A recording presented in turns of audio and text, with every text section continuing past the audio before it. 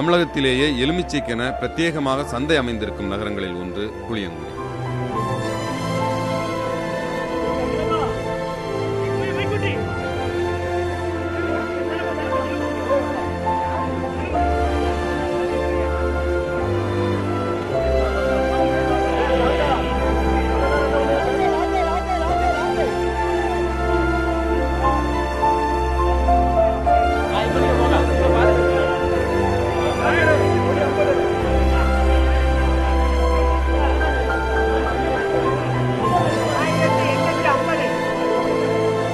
சுற்றியிருக்கும் பல மாவட்டங்களிலும் பரவலாக எலுமிச்சை விவசாயம் நடப்பதால் முக்கியத்துவம் பெற்றிருக்கிறது இந்த சந்தை.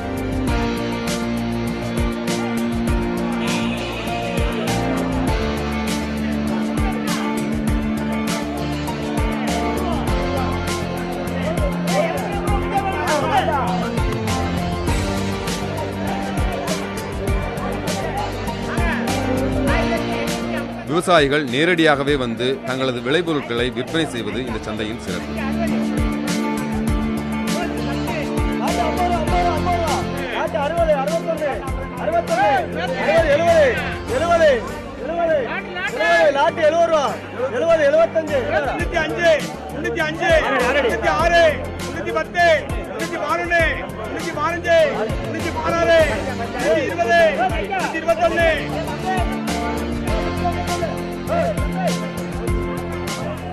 விவசாயிகள், விற்பனையாளர்கள், உதவியாளர்கள், வணிகர்கள், முகவர்கள் என பலரும் ஒன்று கூடும் இடம் இது.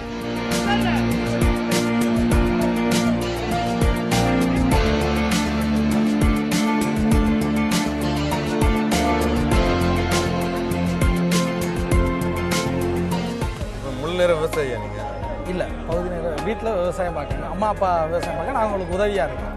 என்ன படிச்சிருக்கீங்க? நான் பிஇ கிராஜுவேட். பிஇ படிச்சுட்டு விவசாயம் பார்க்குறீங்களா? அது விவசாயம் நம்ம வீட்டோட தொழில் தானே, அது பார்க்கறதுல ஒன்றும் தப்பு இல்லை. பிஇ படிச்சுட்டு வேற வேலை பார்க்கறத விட விவசாயம் பார்க்கறது நல்லா நினைக்கிறீங்களா?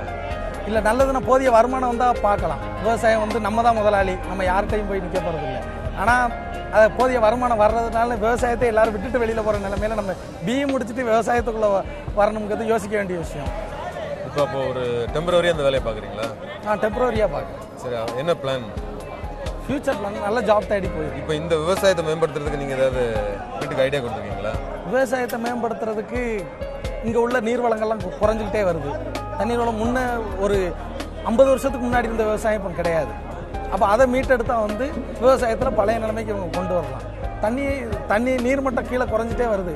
அதுக்குண்டான எல்லாத்தையும் கவர்மெண்ட் தான் பார்த்துக்கணும். ஒரு தனி மனுஷங்களால, தனி விவசாயியால பார்க்க முடியாது, அவங்கள ஒன்று சேர்க்கவும் முடியாது. அப்போ கவர்மெண்ட் அதுக்கான முயற்சி எடுத்தால் தான் அந்த 50 வருஷத்துக்கு முன்னாடி இந்த விவசாயத்தை கொண்டு வந்தால் விவசாயத்தை எல்லாரும் பார்க்கலாம்.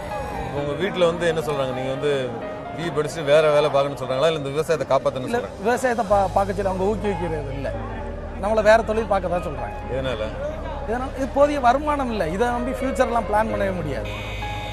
ஏதோ இங்கே இருக்கவங்களே போராடி அவங்களோட அண்ணனை சாப்பாட்டுக்காக உழைச்சிட்டு இருக்காங்க. வீட்டுக்கு வேற என்ன வருமானம் இருக்கு? எங்கள் வீட்டு குடும்பத்துக்கு ஃபுல்லாக விவசாயத்தை நம்பி அண்ணன் வந்து சாஃப்ட்வேர் இன்ஜினியராக இருக்காரு. உங்கள் குடும்பம் வந்து ஒரு விவசாய குடும்பம், அப்படியே விவசாயத்தை நாங்கள் விவசாயத்துலேருந்து வெளியில் வாரோம். என்ன பண்ணுவீங்க? விவசாய நிலங்கள்லாம் என்ன பண்ணுவீங்க? விவசாய நிலங்கள்லாம் முடிஞ்ச அளவுக்கு போராடி பார்ப்போம். விவசாய நிலங்களை சும்மா போட்டு இருக்கிறதுக்கு நமக்கு முந்தின தலைமுறையும் சொல்லிக் கொடுக்கல, நம்மளும் அதை பரிசா போட்டுட்டு பார்த்துக்கிட்டு இருக்க அளவுக்கு முடியாது. முடிஞ்ச அளவுக்கு போராடி பார்க்க வேண்டியது. போராடுறதுக்குன்னா என்னென்னலாம் பண்ணுவீங்க? போராடுறதுக்குன்னா ஆள் பற்றாக்குறை முக்கியமான பிரச்சனை. தண்ணீர், ஆள் பற்றாக்குறை. ஆள் பற்றாக்குறை கவர்மெண்ட் ஆல்ரெடி ஆள் பற்றாக்குறை அதிகமாக இருக்குது. அதுபோக கவர்மெண்ட்டில் இந்த 100 நாள் வேலைவாய்ப்பு திட்டம்ங்கிறத வந்து அதை முறைப்படுத்தாமல் வந்து அது கவர்மெண்ட் உழவங்களுக்கு பென்ஷனாகவே கொடுத்துடலாம். நல்ல சோம்பேறித்தனத்தை ஊக்குவிக்காங்க. அவங்க அது முறையாக அவங்க வேலை பார்க்கறது இல்லை. அதுக்கு வந்து இவங்க 100 நாள் வேலை திட்டத்துக்கு ஒரு 100 நாள் ஒரு உழவருக்கு ஒரு பென்ஷனை கவர்மெண்ட் கொடுத்துடலாம். அது தப்பு கிடையாது. அவங்க 100 நாள் வேலை திட்டம் என்னைக்கு இல்லையோ அப்போ தான் எங்களுக்கு விவசாயத்துக்கு அவங்க வேலைக்கு வருவாங்க. அதுக்கு நாங்கள் காத்துக்கிட்டு இருப்போம், நிலமும் காத்துக்கிட்டு இருக்காது, பயிரும் காத்துக்கிட்டு இருக்காது. அது ஒரு பெரிய பிரச்சனை. வேற என்னென்ன சவால்? வேற சவால்கள் ஒரு இந்த எலுமிச்சையை பொறுத்த வரைக்கும் எலுமிச்சையை பொறுத்தளவு வந்து விலை வந்து ரொம்ப ஃப்ளக்சுவேஷன் அதிகமாக இருக்கும். இங்கே இருக்கவங்க எல்லாருமே வந்து இதில் இருக்க யாருமே வியாபாரி கிடையாது, எல்லாருமே ஏஜென்ட் தான். இவங்க இங்கே வாங்கி கேரளாவுக்கோ எங்கேயோ அனுப்புகிறாங்க. தென்னிந்தியாவிலே எக்ஸ்போர்ட் குவாலிட்டியில் நம்பர் 1ல் இருக்கிறது இந்த சந்தை. இங்கே வர்ற எலுமிச்சை தான் தரமாக இருக்கும். ஆனால் இங்கேயே இவ்வளவு எக்ஸ்போர்ட் குவாலிட்டியில் இருந்துமே வந்து முறையான விலை இங்கே கிடைக்கிறது இல்லை. ஏன்னா இங்கே ஏதோ ஒரு பதப்படுத்த கிடங்கோ இந்த மாதிரி எதுவுமே இங்கே ஒரு இதுவே கிடையாது. இங்கே இருக்க எலுமிச்சை வந்து இங்கே கொள்முதல் பண்ணுறாங்க, எல்லாமே ஏற்றுமதியாகி அடுத்த இடத்துக்கு தான் போய் அவங்க தான் அதில் பிஸ்னஸ் அதை வியாபாரம் பண்ணுறாங்க. இவங்க வந்து வாங்கி விற்கிறாங்க, அவ்வளோதான். விவசாயிகளுக்கு லாபம் கிடைக்கல அப்படின்னு லாபம் எக்ஸ்போர்ட் பண்ணுற குவாலிட்டியில் இருக்குது. 4 ஏஜென்ட் கை மாறி போய் அதை எக்ஸ்போர்ட்டுக்கு போகும்போது ஒரு ப்ரைஸ் வருது. அது இங்கேருந்தே எக்ஸ்போர்ட் பண்ணோம் அப்படின்னா விவசாயிகளுக்கு அதை ப்ராஃபிட் கிடைக்கும். இவ்வளோ விவரம் உங்களுக்கு தெரியுது, நிறைய படிச்சிருக்கீங்க. நீங்களே முன்னெடுத்து இந்த மாதிரி ஒரு இதை பண்ணலான்னு முயற்சி தான் பண்ணி அதுக்குண்டான தளத்தை அமைச்சு கொடுத்தா தான் பண்ண முடியும். கவர்மெண்ட் வந்து என்னென்ன தொழிலுக்கோ வந்து எதுக்கோ உற்பத்திக்கு என்னென்னவோ பண்ணுறாங்க. இந்த எலுமிச்சுக்கு இந்த புளியங்குடி வட்டாரத்தில் வந்து எலுமிச்சு பிரதானம். இது நீங்கள் தெரிஞ்சிருக்கும், நம்ம தென்னிந்தியாவில் இங்கே தான் நல்ல குவாலிட்டியாக வருது. இதுக்கு இந்த புளியங்குடி சரௌண்டிங்கில் இதுக்கான ஏதாவது ஒன்று கவர்மெண்ட்லேருந்து பதப்படுத்த கிடங்கோ இல்லை எக்ஸ்போர்ட் பண்ணுறதுக்கு ஏதாவது ஒரு வழிமுறைகள் இங்கே இருக்கா? இல்லை எக்ஸ்போர்ட் பண்ணுறவங்களே இங்கே கிடையாது. ஆனால் இது எக்ஸ்போர்ட் பண்ணுற குவாலிட்டியில் இருக்குது. நம்ம விவசாய பொருளை இங்கே விளையிறதுல எந்த பொருளையும் எக்ஸ்போர்ட் பண்ண முடியுமான்னு நமக்கு தெரியல. ஆனால் எலுமிச்சு பண்ணுறாங்க. இப்போ அரசோட உதவிகளை கேட்குறீங்க. அரசு உதவி இல்லாமல் நாமளே அந்த அளவுக்கு இல்லாட்டியும் வேற ஏதாவது நீங்களே ஒரு கூட்டுறவா முயற்சி பண்ணி ஏதாவது பண்ண முடியுமா? விவசாயிகளை ஒன்று சேர்க்கறதுல பிரச்சனை இருக்கலாம்.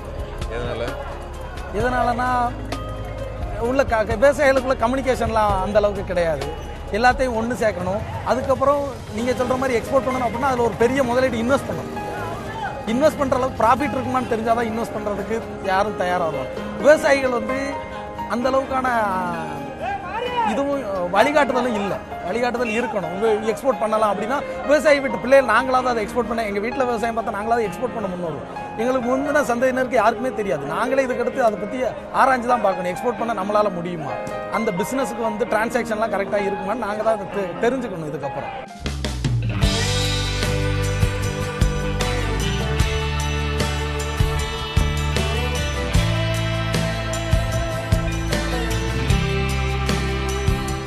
எவ்வளோ மரம் வச்சுருக்கீங்க?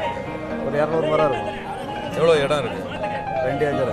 2 ஏக்கரில் 200 மரம் வச்சுருக்கீங்களா? சொந்த இடம் அது? ஆமாம், சொந்த இடம். எவ்வளோ காலமாக இந்த விவசாயம் பண்ணிட்டு இருக்கீங்க? ஒரு 30 வருஷமாக இருக்குது. 30 வருஷம் பண்ணுறீங்க. இப்போ அந்த காலத்தில் எலுமிச்சை விவசாயத்துக்கும் இந்த காலத்தில் விவசாயத்துக்கும் என்ன வித்தியாசம்? அப்போ உள்ள காலத்துக்கட்டங்களில் அப்போ உள்ள காலகட்டத்துக்கு தகுந்த மாதிரி விலைவாசிகள் இருந்துச்சு. இப்போ உள்ள காலகட்டத்துக்கு தகுந்த மாதிரி இப்போ விலைவாசிகள் இருக்குது. அதே மாதிரி செலவும் இருக்குது. விவசாயம் பண்ணுறதுல ஏதாவது மாற்றம் பண்ணியிருக்கீங்களா இந்த 30 வருஷத்துக்குள்ள? இல்லை, அதே விவசாயம் தான். உரம் போடுறது, உரங்கள் வந்து ரசாயனங்களை சேர்க்கறது கிடையாது. ஒன்லி சாணம், கால்நடை இது மாற்றுடைய சாணம் மட்டும் தான்.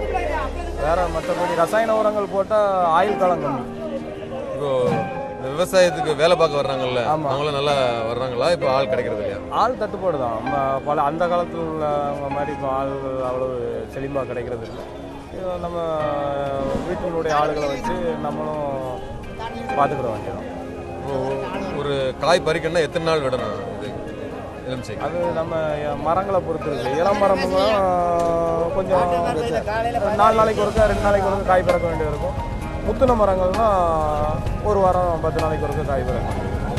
இப்போ நீங்கள் வந்து எவ்வளோ நாளைக்கு ஒருக்கா காய் பிறக்கீங்க? ஒரு 4 நாளைக்கு ஒருக்கா மேக்ஸிமம் கொண்டு வந்து இங்கே சந்தையில். ஆமாம், சந்தையில் எவ்வளோ காய் வருது? காய் நல்லா விளைச்சல் இருந்ததுன்னா ஒரு 2000 காய் 3000 காய் வரும் 4 நாளைக்கு ஒருக்கா. மரத்தினுடைய தன்மையை பொறுத்து தான் இருக்குது. இப்போ காய் இந்த விளைச்சல் வந்து கம்மியாகிட்டே வருதா இல்லை வந்து இப்போ நார்மலாக இருக்குது? இல்லை, இப்போ கொஞ்சம் கம்மி. அதனால தான் விலைவாசிகள் இருக்குது.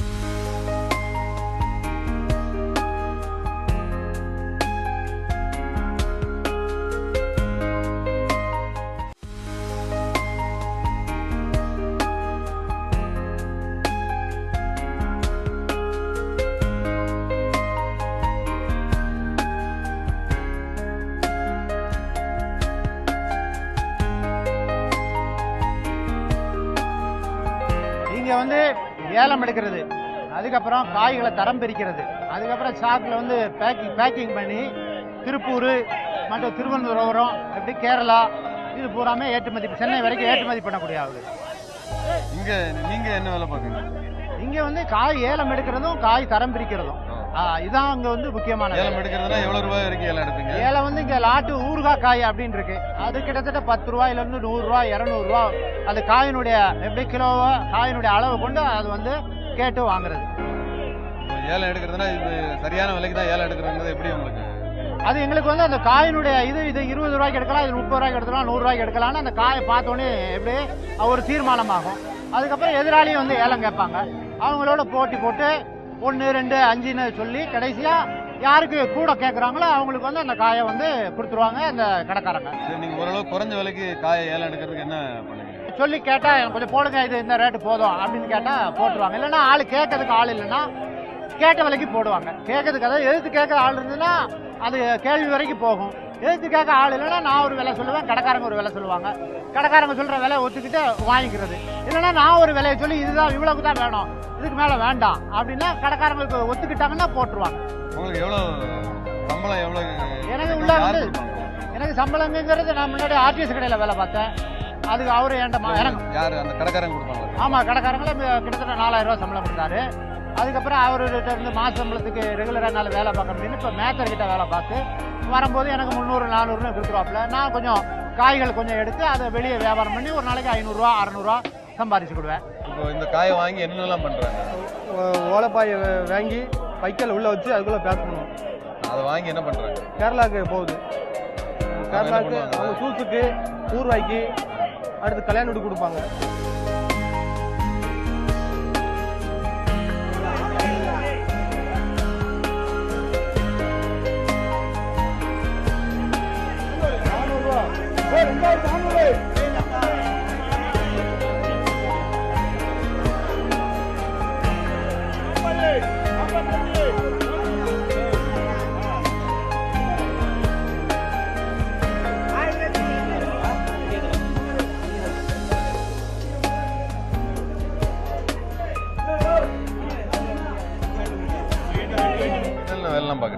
சார் இங்கே வந்து காலையில் 9 மணிக்கு வரோம். காலையில் வெளியூர்கள்லேருந்து வரக்கூடிய வண்டிகள்லேருந்து வரக்கூடிய மூடைகளை இறக்குறோம்.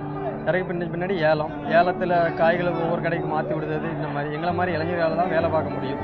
அதாவது ஏன்னு கேட்டிங்கன்னா மூடை செமக்கணும், மூடை இறக்கணும். எவ்வளோ மூடை தூக்குங்க? அதாவது ஒவ்வொரு கடைகளுக்கும் வரக்கூடிய மூடைகளை பொறுத்து. முன்னாடி வந்து வேலைகள் அதிகமாக இருந்தது, கூலி குறைவாக இருந்தது. இப்போ வந்து வேலைகள் வந்து குறைவு. ஏன்னா வரவு குறைவாக இருக்கிறதுனால வேலைகள் குறைவு. ஆனால் வரவு குறைவாக இருக்கு. ஏன்னா மண்ணினுடைய வளமை வந்து நாளுக்கு நாள் பாதிக்கப்பட்டிருக்கு. ஏன்னா செயற்கை உரங்களால் மண்ணினுடைய வளமை வந்து பாதிக்கப்பட்டதுனால வந்து தற்போது வந்து உற்பத்தி மரத்தினுடைய விவசாய உற்பத்தி குறைஞ்சிக்கிட்டே போகுது. அதனால் நிலத்தடி நீர் மட்டமும் நாளுக்கு நாள் கீழணிக்க போகிறதுனால குறைஞ்சிட்டே போகிறதுனால வந்து தற்போது வந்து மகசூல் வந்து விவசாயிகளுக்கு பெரும் பாதிப்பு தான்.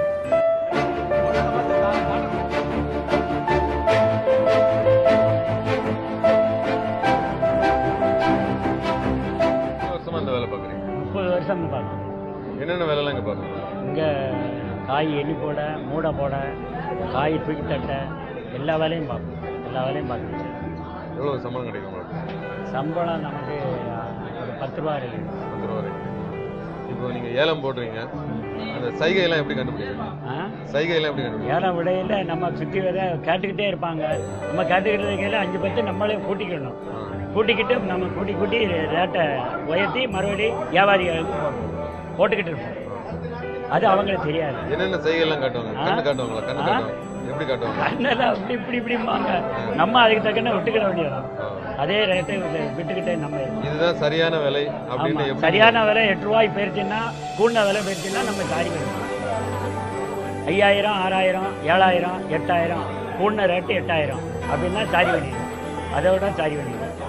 நம்ம சொல்லுறது 4000லேருந்து 3000லேருந்து சொல்லிக்கிட்டே இருந்து அப்படியே படிப்படியாக ஏறிக்கிட்டு இருக்கும். இப்போ 1000 ரூபாய்க்கு மதிப்புள்ள காய் இருக்கு, ஆனால் 500 ரூபாய்க்கு மேலே யாருமே கேட்க மாட்டேங்கிறாங்க. என்ன பண்ணுறீங்க?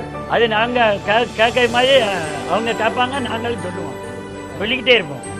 காய் சொல்லிக்கிட்டே இருப்போம். அவங்க வியாபாரியும் கேட்பாங்க, நாங்களும் சொல்லிக்கிட்டே இருப்போம். இது நீங்கள் பார்க்குற வேலையிலே உங்களுக்கு பிடிச்ச வேலை என்ன? ஏலம் விடுற வேலை. ஏலம் விடுற வேலை.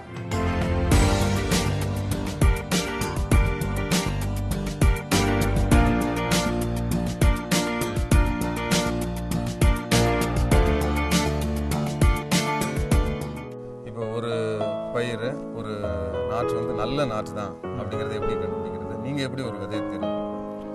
விதையை தேர்வு பண்ணும்போது நமக்கு தெரிஞ்சுவோம், இந்த விதையை நல்லா தரமானதாக இருக்கும் அப்படின்னு நம்ம விதையிலே கண்டுபிடிச்சிடலாம். முளைச்ச பிறகு நம்ம அதை தீர்வு காண முடியாது. ஏன் தெரியுமா? முளைச்சி நம்ம பல தரமாக விதையை போட்டோம்னா முதல்ல ஆத்தியத்துலேயே நம்ம விதையை கழிச்சிடுவோம். ஃபஸ்ட்டு ரகம் 2வது ரகம் பிரிச்சுருவோம். ஃபஸ்ட்டு ரகம் வந்து உற்பத்தி நாதாங்களுக்கு உற்பத்தி பண்ணுவோம். 2வது ரகத்தை வந்து நம்ம ரிஜெக்ட் பண்ணிடுவோம். அதாவது காலாதிகார விதைன்னு சொல்லி நம்ம அதை கழிச்சிருவோம். அந்த 1வது ரகம் விதை வந்து அது நல்ல தரமானதை நம்ம பார்க்கும்போதே மெல்லிய நல்லா நுணுப்பமாக தெரியும். அந்த நுணுப்பத்தை வச்சு நம்ம அங்கே யார்கிட்ட விதையெல்லாம் வாங்குவீங்களா? விதை வந்து நம்ம சம்சாரிட்ட நமக்கு கொடுக்கல் வாங்க இந்த கண்ணு வாங்குதவங்கள்ட்ட கொடுக்குறவங்ககிட்ட நம்ம உற்பத்தி. அதே மாதிரி மார்க்கெட்லேயுமே பழம் எடுப்போம். மார்க்கெட்டில் பழம் எடுப்போம். இந்த சம்சாரி இவ்வளோ நாளாக நமக்கு தொழில் பார்க்காங்க அவங்கள தரமான மரம் இருக்குது, 15 வருஷம் 20 வருஷம் அவங்கள்ட்ட தரமான மரமாக இருக்குது, அவங்கள்ட்ட இருந்து நம்ம வாங்கிக்கிறது. ஒரு விதையை நீங்கள் போட்டு அது நல்ல நடத்தகுந்த நாற்றாக மாறுறதுக்கு எத்தனை காலம்? அது வந்து 40 நாள் ஆகும். 40 நாள் ஆகும். அதாவது முளை அது நல்ல விதை எடுத்து தரமானதான் போட்டாலுமே அது வெளியே பூமியிலேருந்து வெளியே முளைச்சி வர்றதுக்கு 40 நாள் ஆகும். அதுக்கு மேலே தான் அதுக்கு வயசு. பொதுவாக எந்த மாதிரி விவசாயிகள் வந்து உங்கள்கிட்ட வாங்கிட்டு போகிறாங்க? பொதுவாக எல்லாருமே வந்து நம்மகிட்ட விரும்பி வாங்குவாங்க. எங்கெங்கிருந்தெல்லாம் வருவாங்க? மெட்ராஸ் கொடுத்துருக்கேன், மாரியை கொடுத்துருக்கேன், திருச்சி கொடுத்துருக்கேன், சவுதி வரைக்கும்.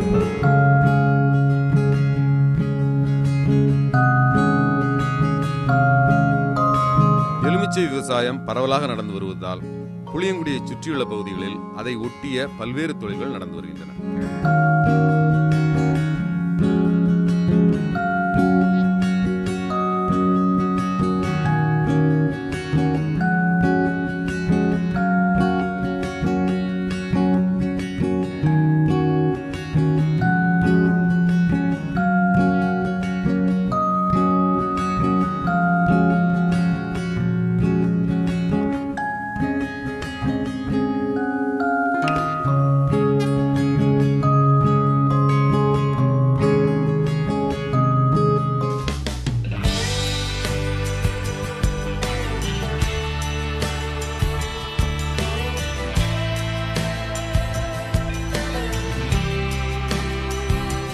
புளியங்குடியில் எலுமிச்சம்பழத்துக்கு என்ன சார்? புளியங்குடியில் சிறப்புனா மொத்தத்தில் தமிழ்நாட்டிலே வந்து இந்த ஏரியாவில் தான் அதிகமான விளைச்சல் இருக்குது. இங்கே உள்ள மண் வளம் வந்து கொஞ்சம் நல்லா இந்த எலுமிச்சைக்கு சாகுபடி செய்கிறதுக்கு ஏற்றதாக இருக்குது. அதனால் இதில் வந்து சாறு அதிகமாக இருக்கும். இதை வந்து மொத்தம் தமிழ்நாடு, கேரளா, ஆந்திரா அந்த மாதிரி இடங்கள்ல எல்லாத்தையும் பார்த்தா இதுதான் வந்து பெஸ்ட்டான குவாலிட்டி அப்படின்னு சொல்லி சொல்கிறாங்க. அதனால் ஈஸியாக வந்து விற்பனைக்கு ஈஸியாக மூவ் ஆகுது. அதனால் குவாலிட்டி நல்லா இருக்குது.